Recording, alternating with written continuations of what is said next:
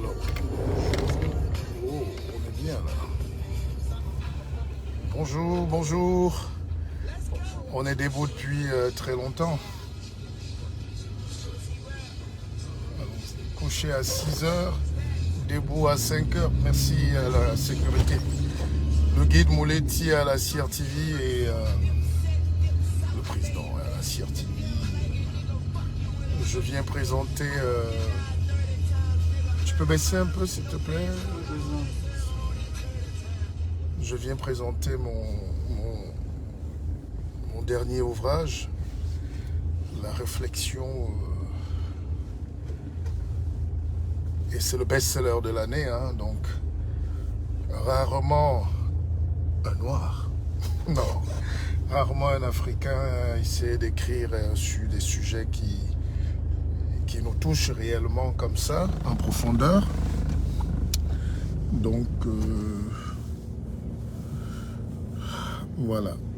Je vais essayer d'expliquer aux Camerounais la chance qu'on a et aux Africains la chance qu'on a d'avoir un continent comme celui-ci et un pays comme celui-là. À un certain âge, on commence à aimer son pays plus qu'autre chose.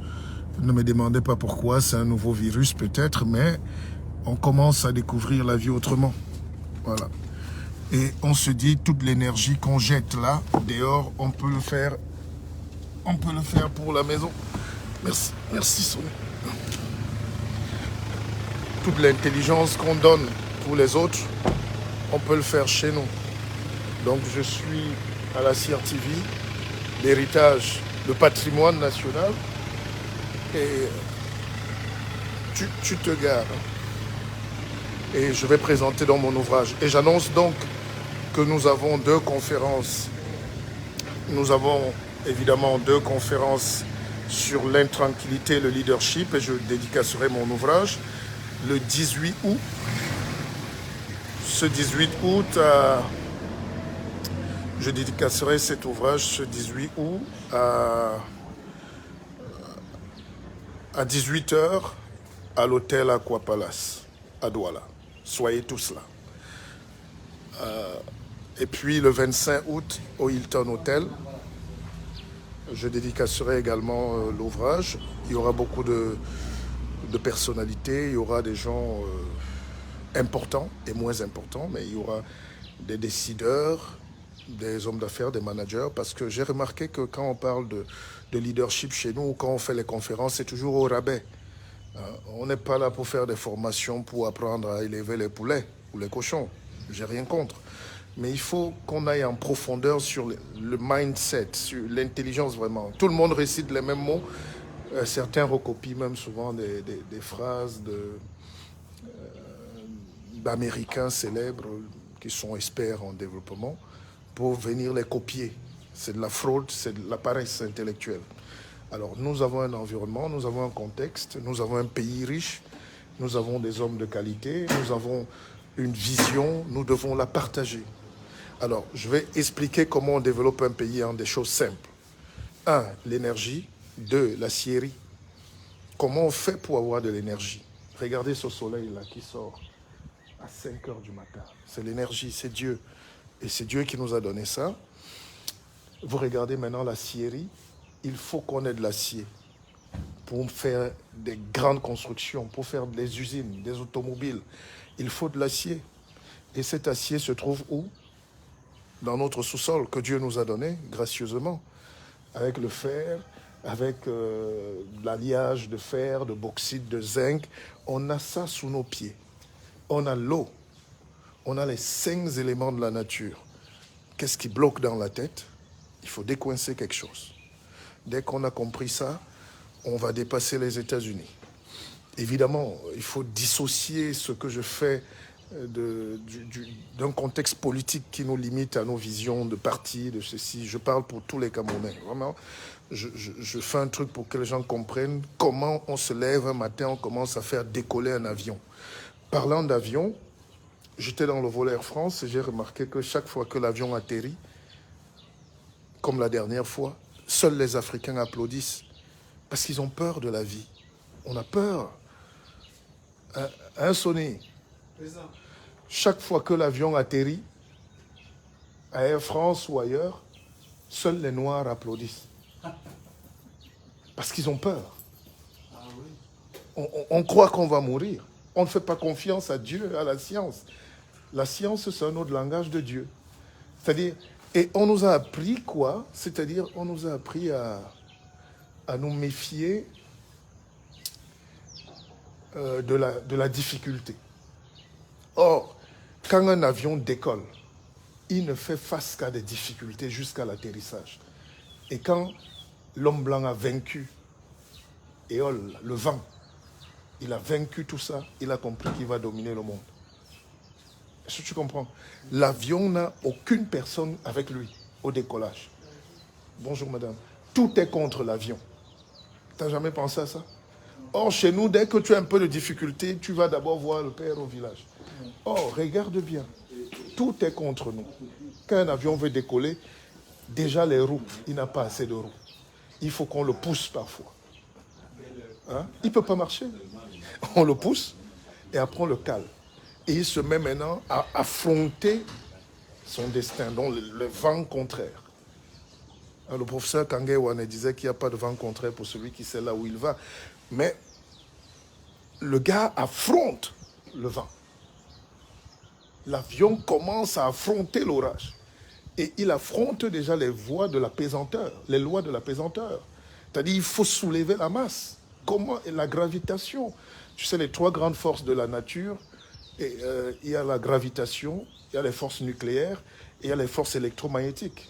Sinon, on est déjà dans la pure science, là. Donc, quand l'avion brise donc cette fatalité-là, avec les équations, le gars monte un peu, il essaye, il commence à dandiner. Dès qu'il se met en orbite, il est parti. Tout ce qui vient là, il va affronter. Les orages, les tonnerres, Mais quand la pluie tombe chez nous, les gens se cachent sous le lit. Les gens mettent la couverture. C'est là qu'il faut sortir. On est parti du village à quelle heure? Très tard. Vers 1h, on était debout. Et à 4h, vous étiez déjà en train de m'attendre. Donc, c'est pour dire que c'est ça qu'il faut enseigner aux gens. Et dès qu'on a compris ces mécanismes-là, on se développe. On construit un pays. Il n'y a rien qui nous est donné.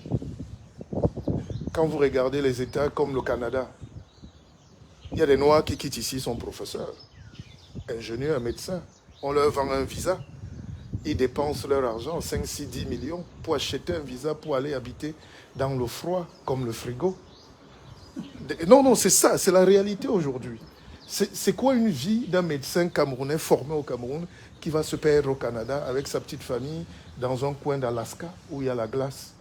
J'ai des amis qui pleurent. J'ai un jeune médecin que je fais rentrer au Cameroun, enfin en Afrique, parce qu'il va regarder peut-être la Côte d'Ivoire ou ailleurs. Mais il m'a dit, grand frère, je ne peux pas vivre ici. Et quand tu arrives, parfois on te déclasse. Le médecin devient infirmier. L'infirmier devient aide-soignant. Et tu vois nos jeunes qui partent alors qu'on doit leur donner de l'espoir. J'ai ouvert le BISOC, fonds d'investissement. Qu'est-ce qu'on est en train de faire? On n'a pas à cacher. Hein. Deuxième chose, chaque fois qu'un Africain fait un projet, il dit non, il ne faut pas dire.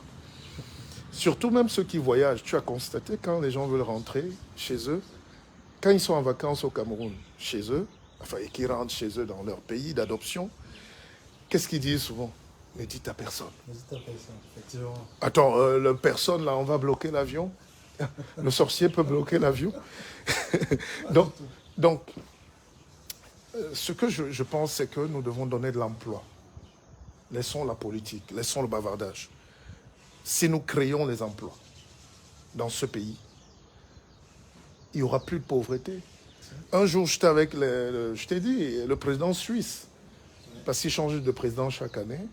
Et on était à la gare à Genève, le président suisse venait monter dans le train et il y avait des Africains. Ah, voilà le président suisse.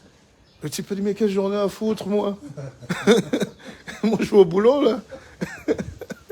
Donc, et le gars, donc c'est une culture qu'on doit avoir. C'est-à-dire quand les gens ont de quoi manger, quand les gens ont de quoi s'occuper, de quoi éduquer leurs enfants, on ne s'occupe plus trop. Plus les gens travaillent pour nous. Un homme politique, un ministre, un président travaille pour le peuple. Donc quand on a déjà dit ça, et maintenant pour que ça décolle, il faut de l'emploi. Tout ce qu'on dit là, c'est parce que nous prenons nous-mêmes notre argent. Il y a des gens ici qui me regardent là. Ils prennent 150 millions, ils envoient à Dubaï ou en Corée du Nord, ou je ne sais pas où, pour acheter les babouches, pour acheter les mèches, pour acheter les slips. Quand tu as 150 millions ici, tu as le coton à Garoua, à la limite, tu peux faire venir des petites machines. Mais il y a les tisserands au nord. Il y a les tisserands à Bafia. Depuis 50 millions d'années, on fait le fer. Il faut leur donner juste de l'argent, ils améliorent leur truc. Tu vas à l'UIT, tu vas à Polytech, tu dis, moi j'ai 50 millions, je mets ça à l'UIT pour aider cette école à me donner les meilleurs. Celui qui va me créer quelque chose ici, je lui donne cet argent en cash. C'est comme ça que les autres ont fait. Mais nous prenons souvent 6 milliards. Les gens prennent 125 milliards pour aller acheter le maquereau, le poisson. Le Sénégal a 400 km de côte. Le Cameroun a 1200 km de côte. Mais on importe. Quelqu'un te dit qu'il est homme d'affaires, alors qu'il peut acheter des bateaux pour pêcher. Alors, mais il y a quelque chose qui bloque. Et si on ne passe pas par le leadership, par l'enseignement pur, par ouvrir les yeux, on ne va jamais progresser. Je ne suis pas là pour me faire des amis. Je sais qu'au Cameroun, dès que tu dis des choses un peu bien, hein, on aime les choses faciles. L'Africain aime les makosso, les petites choses comme ça. Hein. On confond. On fait de l'enseignement pur et fondamental. Si tu ne fais pas ça, il n'y a pas de développement. On va faire tout. On peut acheter les 4x4, les ceci, on peut construire des immeubles penchés. Mais si on n'apprend pas aux gens ce que c'est que le leadership fondamental, on ne se développe pas. Moi, je regarde en France, en Normandie, tous les gens qui nous nourrissent là. Vous parlez de Carrefour, mais c'est les agriculteurs. Parfois, ils n'ont pas le CEP. Ils sont dans leur ferme, le gars est seul, il repart son tracteur, il fait les vaches, il fait le lait, il fait le truc, il fait le cornichon, et on emballe, ils vendent. Nous pouvons tout vendre aujourd'hui. Et je termine par là, parce que je suis attendu là à l'émission. La guerre en Ukraine nous montre aujourd'hui que le monde a changé. Il n'y a pas de petits pays, il n'y a pas de pays pauvres. C'est les cerveaux qui sont pauvres. Alors dès que tu enrichis le cerveau, tu es riche. Ce n'est pas remplir la tête. Parce que, évidemment, quand le blanc partait, il nous a laissé les choses pour remplir la tête. C'est pour ça que les agrégés, tu vois, quand on dit que quelqu'un est agrégé, il a la grosse tête, hein, les cheveux sont crépus. Ce n'est pas de ça qu'on parle. Agrégé, ça veut dire qu'on t'a collé un savoir spécifique qui va enrichir ton pays. Ou la science, le domaine dans lequel tu t'es spécifié. Quand tu prends une mangue, tu greffes. Parce que mon grand-père le faisait. On prenait, par exemple, tu prends un avocatier. On le fait partout, à l'ouest, à Bafia, à Idéa. Nos parents savent le faire. Tu prends un noyau d'avocat d'une bonne race, tu vas greffer sur une autre tige d'avocatier pour que ça te donne une sélection meilleure d'avocats. C'est ça un agrégé. On t'a greffé quelque chose pour être meilleur. Et nous alors, et Amouleti, on ne greffe rien.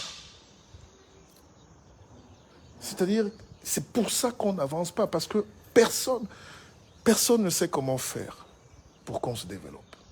Et Dieu est fâché contre nous. Dieu ne nous a pas demandé de prier. Dieu a dit faites. Faites. Parce que les gens qui vont acheter l'huile d'olive pour être bénis à Jérusalem et tout, j'ai rien contre. Mais les gars oublient que c'est vous la terre promise. Le jardin d'Éden que vous lisez là, les fruits, tout ça qui poussait, c'est sur vous. On part au désert. On va se courber derrière les vieilles pierres. Alors que Dieu est là, la force de la nature. Bon, moi j'ai décidé, je suis en train de lancer, je vous attends tous à ma conférence. Ce n'est pas une supplication, c'est une invitation. On retient les dates, 18 août à Aquapala Sadouala, et à 18h, et puis le 18 août, et puis le 25 août à l'hôtel Hilton. Je veux voir des leaders. Je veux voir un nouveau Cameroun qui va émerger de ce génie-là, de ce talent. Allez, à tout de suite. Entre-temps, je dis merci à mon grand frère Charles Dongo qui m'accueille ici ce matin, à toutes les équipes de la CRTV. Et c'est notre fierté. Pour les contacts et les livres, vous réservez. Sony, tu as fait... On s'en va? Normalement, c'est toi qui devais arrêter la caméra, mais bon. Bon, on s'en va.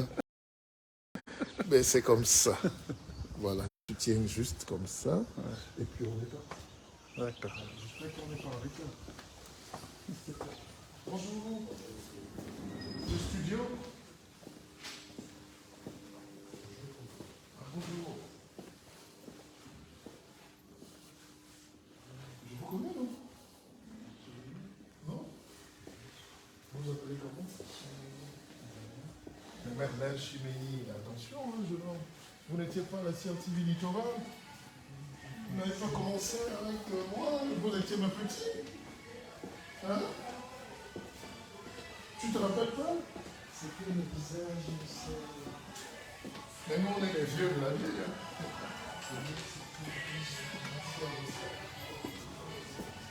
Le maquillage, c'est où? Oui. L'émission du matin. Bonjour. Oui, c'est moi. Votre nom, s'il vous plaît. Martial Bissot. Martial Bissot. Le petit-fils de Wanso. Okay. Bon, c'est là. Okay. Bonjour madame. Bonjour.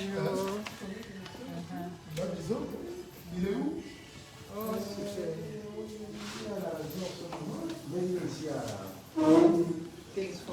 Bonjour madame.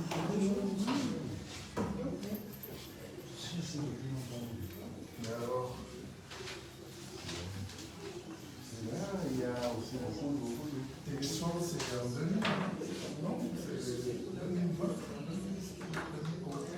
Je le fais sur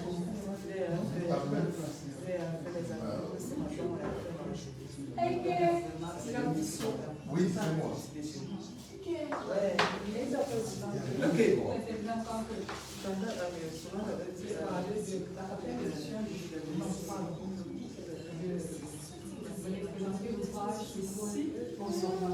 Et ouvrage, c'est ici, on se rend. Vous êtes auteur, Oui, là, c'est ça dépend des informations. et on devait... Docteur Martial Bissot. Oui, oui. On n'est pas passé par derrière. Oui, oui. On n'est pas passé par derrière.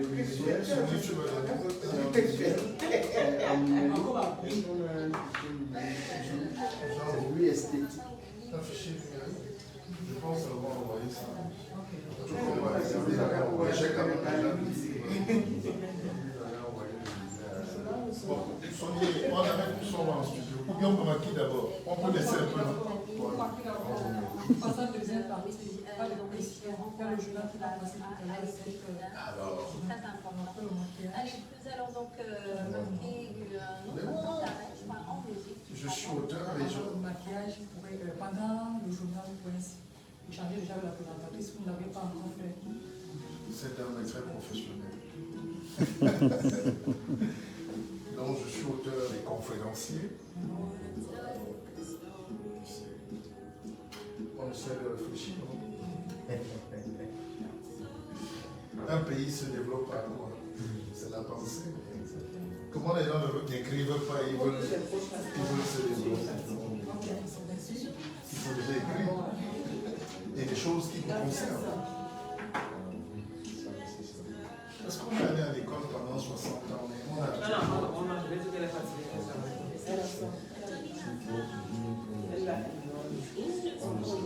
Si on te met le ballon de Castelbajac au programme, intellectuellement, il faut que tu détermines que c'est la culture hispanique, tout ça, l'Andalousie. Mais concrètement, ça va être un est-ce que ça va un bon au Sénégal, où le grand bataille de la lumière, c'est par là qu'on nous a battus. C'est par là qu'on a détruit le peuple, la conscience africaine. les héros sont devenus les héros. On a peur de nos ancêtres. On a peur de notre culture. Je n'ai pas dit que tout est dans notre culture, mais on a tourné au dos. On est des espèces de gens comme ça. Dans notre culture, si les anciens ont vécu avec cette culture, nous sommes devenus tels que nous sommes. C'est que c'est bon, ça ne fait pas mal. Mais bien sûr. Et je vais même ajouter que ce n'est pas parce qu'on a été battu une fois qu'on était faible. On a pris peut-être un courrier pour nous l'acheter. Et ça, rien ne t'empêche de te rêver, de repartir, de changer tout ça. Mais nous, dès qu'on nous a tapé une fois, on dit c'est fini. Chaque peuple prépare l'aller-retour. Il y a une vidéo, on a fait cette comparaison là. Il y a un travail qu'on a envoyé, je vais vous dire, c'est jusqu'à quel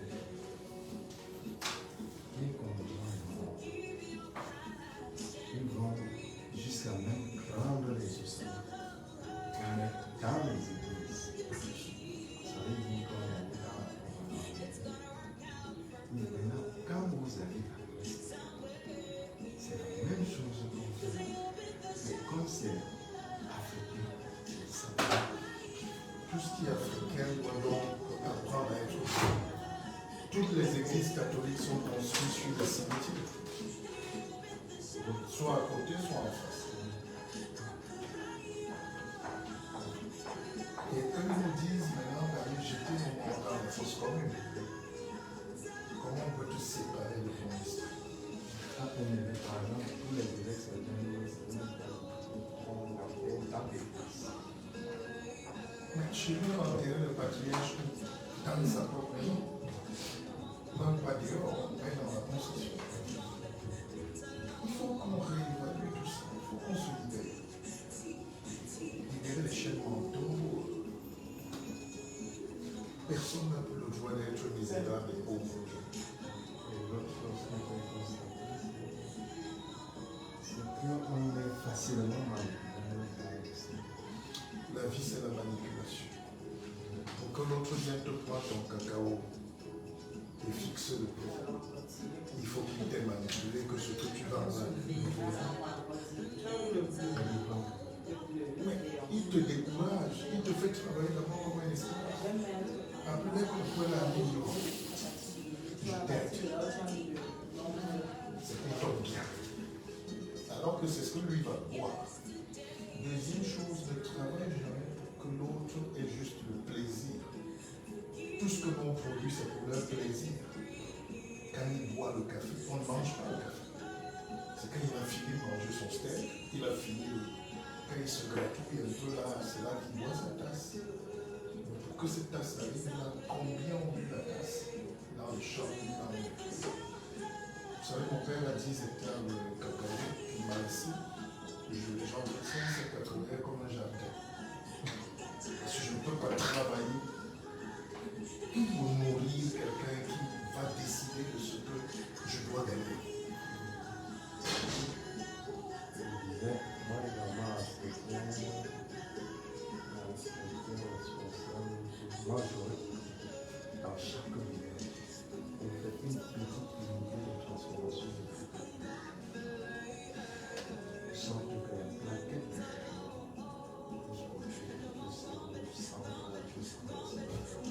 Pourquoi même aller faire un truc comme le cacao qui perd tellement de temps?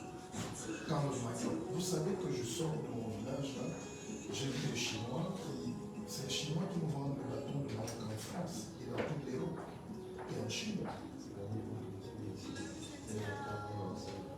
Les Chinois font tout dans le bâton de manioc. Vous savez qu'il attache le bâton de manioc. Ils attachent déjà les bâtons de manioc. Un conteneur de bâton de manioc, c'est 100 000. Parce que le bâton de manioc, un seul, ça coûte 2 euros, c'est 3 euros. Non, ça coûte 600 francs. Le bâton de manioc and CRTV News. In our headlines, Cameroon and Africa have marked the African Women's Day, celebrating strides made by women in holding their own in a rather hostile male-dominant environment. Les feux. Ils vendent quoi? Le gars, la tirée, le bâton, mais ils font la loi là. Et entre-temps, tu as 200 000 jeunes qui fuient, qui vont au désert. And Cameroon's dreams of harvesting medals at the ongoing Commonwealth Games in Birmingham grow even bigger as the only discipline on which the country was banking